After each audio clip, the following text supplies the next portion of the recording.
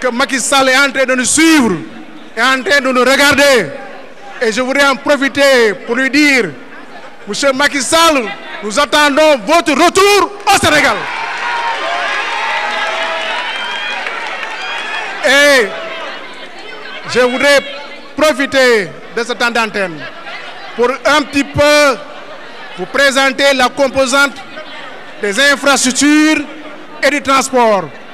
Ce ne sera pas un exercice facile, tellement le travail réalisé par le président Macky Sall est énorme. Il est fabuleux en termes d'infrastructures.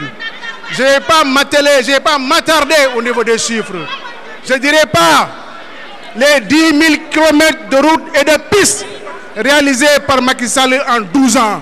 Alors qu'avant, les 10 dernières années, avant son arrivée, seulement 5 000 kilomètres de pistes et de routes ont été réalisés.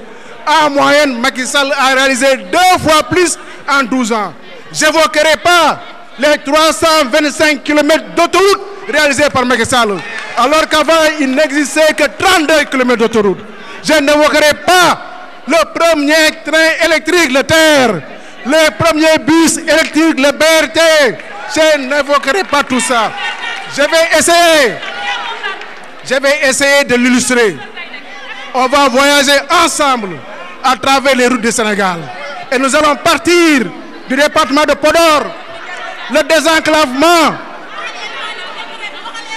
S'il vous plaît, le désenclavement de l'île Amofil. On peut partir de Ndioum, passant par Alwar et sortir par Demet.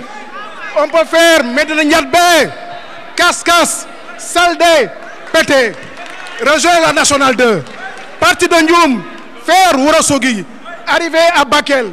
De Bakel, on part à Kidira. De Kidira, on descend à Goudiri et pour arriver à Tambacounda. On peut aller à Kédougou. Kédougou Salemata, réalisé par le président Macky Sall. Si je reviens vers le centre, le programme de connectivité des zones agricoles, le PCZA, qui va désenclaver Ndoukoumban, la route Kafin-Nganda, je peux continuer ainsi. La boucle du budget, Madame Sek, la boucle du budget, réalisée par le président Macky Sall. La boucle de Kalounaï, terminée, finie, livrée. Je ne parlerai pas des ponts, des autres ponts.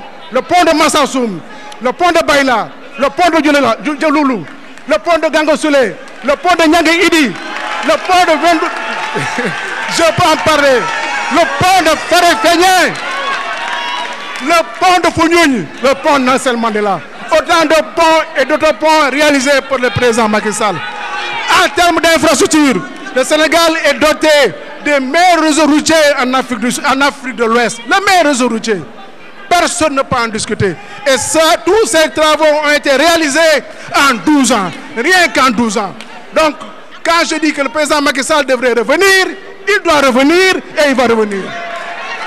J'en passe pour les infrastructures. Allons vers le transport urbain, le transport interurbain. Le TER, sur 55 km, dont les 36 sont déjà terminés, livrés Dakar-Diamniadio. Les 19 qui restent de Diamniadio à IBD seront livrés dans quelques mois. C'est l'œuvre de Macky Sall. Le TER a transporté plus de 17 millions de passagers. Et en moyenne, il fait 85 000 à 90 000 passagers par jour. Qui peut en dire plus? Ce TER articulé au BRT va contribuer à l'amélioration de la mobilité au niveau de Dakar. Dakar a complètement changé, a été transformé en termes de mobilité. Si on articule le TER au BRT, le BRT, 121 bus articulés sur 18 km 3, circuit trajet de Petersen à Guédiawaye, qui va transporter 300 000 passagers par jour. Des véhicules équipés, climatisés. On peut charger les portables. On peut tout faire avec le BRT. Et ce système de transport, je peux vous dire que a positivement impacté sur l'économie de ce pays. Partant de Guédiawaye avant, les gens mettaient 90 minutes, 1h30 minutes. Aujourd'hui, 45 minutes suffisent pour aller Guédiawaye à Petersen. Qui est derrière ces ouvrages, ces réalisations? C'est le président Macky Sall. C'est le président Macky Sall. Et n'oubliez pas aussi, il y a ce qu'on appelle le réseau, la restructuration du réseau avec l'acquisition de 900 bus, que personne ne vienne dire demain qu'ils ont acquis 900 bus électriques. C'est déjà le financement est déjà bouclé et ces bus seront livrés. C'est l'offre du président Macky Sall.